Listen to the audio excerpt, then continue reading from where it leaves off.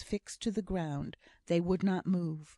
All at once, just near the shore, a great black whirlwind of waves clutched her back to her pursuer. She threw Leonard on to land, which was safety; but whether he reached it or no, or was swept back like her into a mysterious something too dreadful to be borne, she did not know, for the terror awakened her. At first the dream seemed yet a reality, and she thought that the pursuer was couched even there, in that very room, and the great boom of the sea was still in her ears.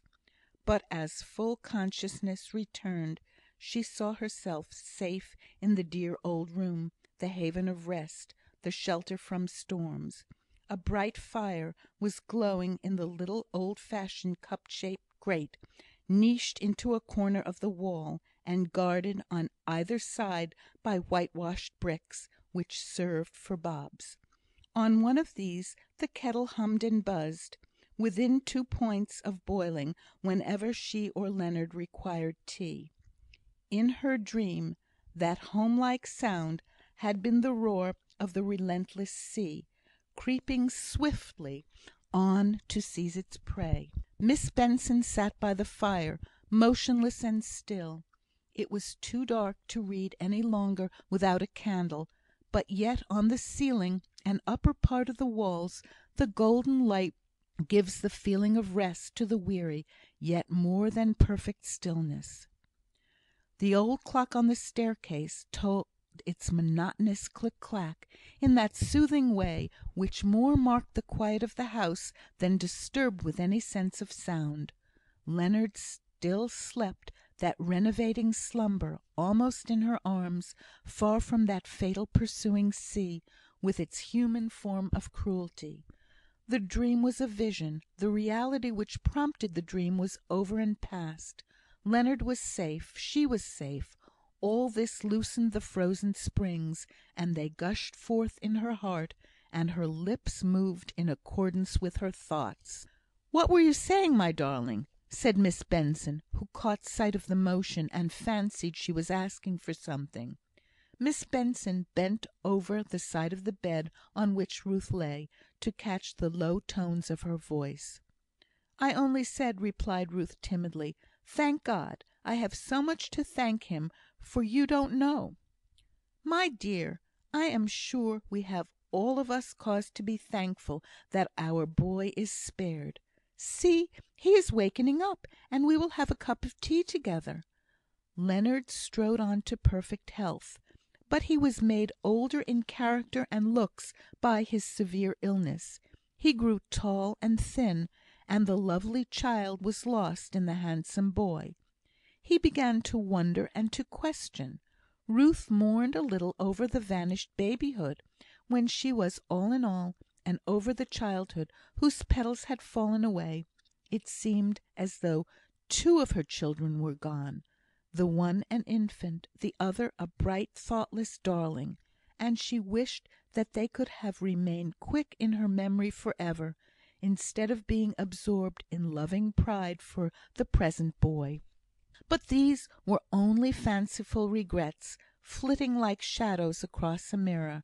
Peace and thankfulness were once more the atmosphere of her mind, nor was her unconsciousness disturbed by any suspicion of Mr Farquhar's increasing approbation and admiration, which he was diligently nursing up into love for her. She knew that he had sent, she did not know how often he had brought, fruit for the convalescent Leonard. She heard, on her return from her daily employment, that Mr Farquhar had bought a little gentle pony on which Leonard, weak as he was, might ride.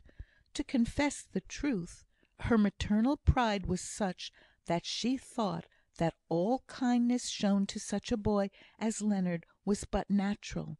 She believed him to be a child whom all that looked on loved, as in truth he was, and the proof of this was daily shown in many kind inquiries, and many thoughtful little offerings, besides Mr Farquhar's. The poor, warm and kind of heart to all sorrow common to humanity, were touched with pity for the young widow, whose only child lay ill and nigh unto death.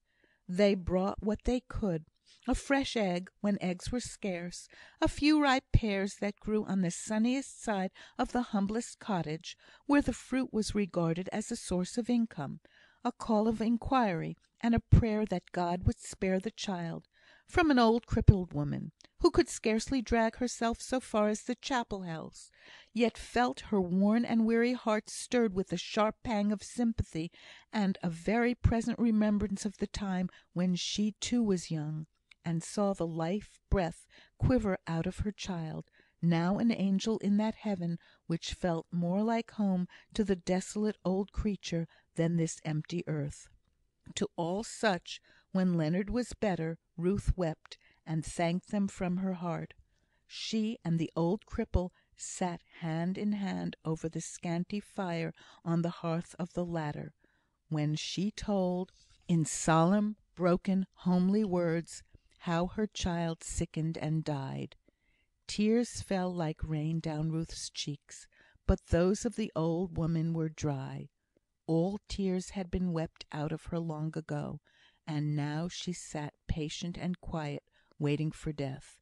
But after this Ruth clave unto her, and the two were henceforward a pair of friends.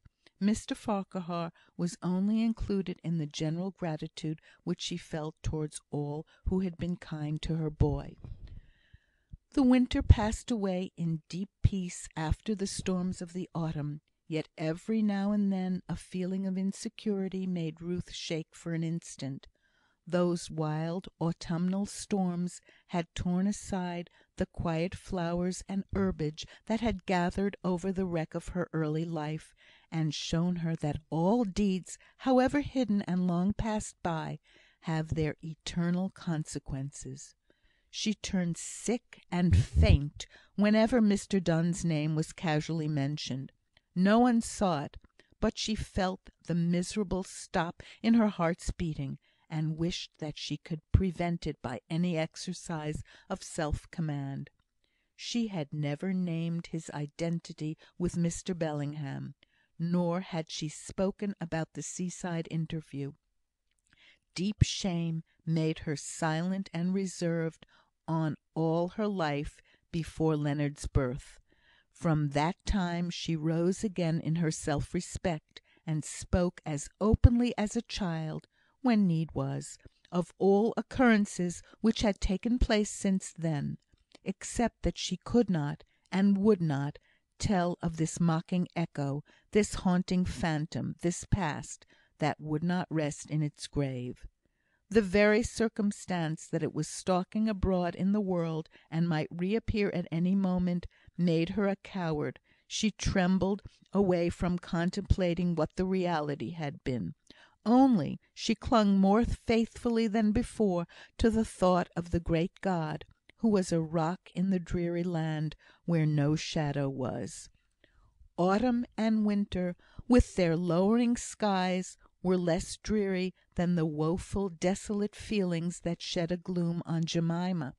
She found too late that she had considered Mr Farquhar so securely her own for so long a time, that her heart refused to recognise him as lost to her, unless her reason went through the same weary, convincing, miserable evidence day after day, and hour after hour.